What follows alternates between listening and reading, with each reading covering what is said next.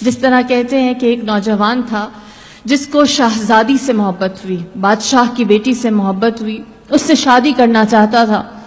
دربار میں ایک وزیر تھا جو اس کا جاننے والا تھا، وزیر کے پاس گیا اور وزیر سے کہا کہ تم کسی طرح میری شہزادی سے شادی کراؤ۔ کہتے ہیں وزیر نے کہا کہ بادشاہ کو ایک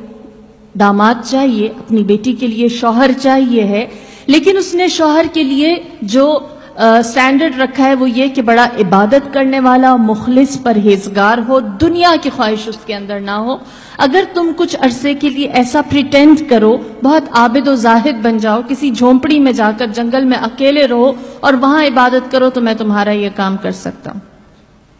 اس کو یہ آئیڈیا اچھا لگا، وہ ایک جنگل میں گیا، چھوٹی سی اس نے اپنے لیے ایک ہٹ بنایا، اس میں بیٹھ کر عبادت کرنے لگا، اور جب اس نے وہاں عبادت کرنی شروع کی اس کو مزہ آنے لگا۔ یہاں تک کہ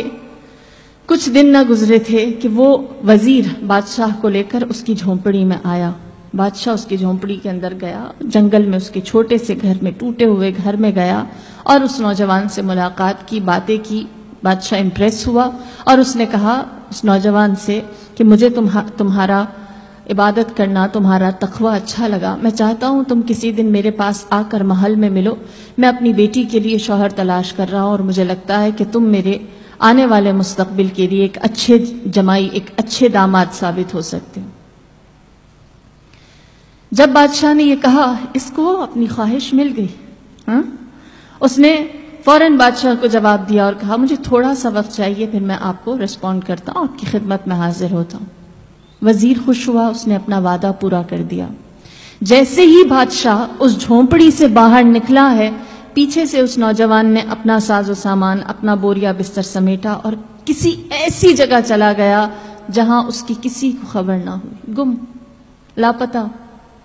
کسی کو علم نہ تھا وہ کہاں گیا، کیا ہوا۔ وزیر حیران ہوا کہ اس نے خواہش کی تھی، اس نے چاہا تھا، اور میں بادشاہ کو ادھر لے کر گیا، پھر بھی وہ نہ ہوا۔ یہاں تک کہ بہت عرصہ گزر گیا، ایک ٹائم کے بعد اس وزیر کی ملاقات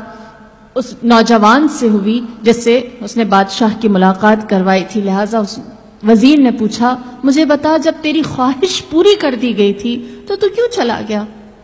تو نے کیوں اپنی نیت، اپنا ارادہ بدل دیا اور اپنے اس ڈیسیجن سے ہمیں تم نے انفارم بھی نہ کیا؟ اس نوجوان نے کہا جب بادشاہ میرے پاس آیا میرے اس جنگل کے چھوٹے سے جھونپڑے میں اور اس نے وہ بات کہی جو میں سننا چاہتا تھا، تو اس وقت میں نے اپنے آپ سے سوال کیا، اتنی عبادت کی تو بادشاہ چل کر تمہارے جھونپڑے میں آ گیا،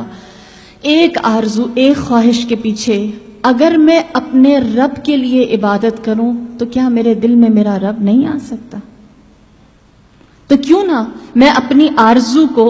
ایک دنیاوی چیز سے بدل کر صحیح درست طرف لے آؤں اور اس چیز کی خواہش کروں جو میرے لیے واقعی فائدہ مند ہے۔ لہٰذا میں نے اپنی اس خواہش کو چھوڑا اور کہا میرے اس جھونپڑے جیسے دل میں اللہ کو بلاتا ہوں۔ تو یہ آرزو کا فرق ہے، یہ خواہش کا فرق ہے، یہ تمنا کا فرق ہے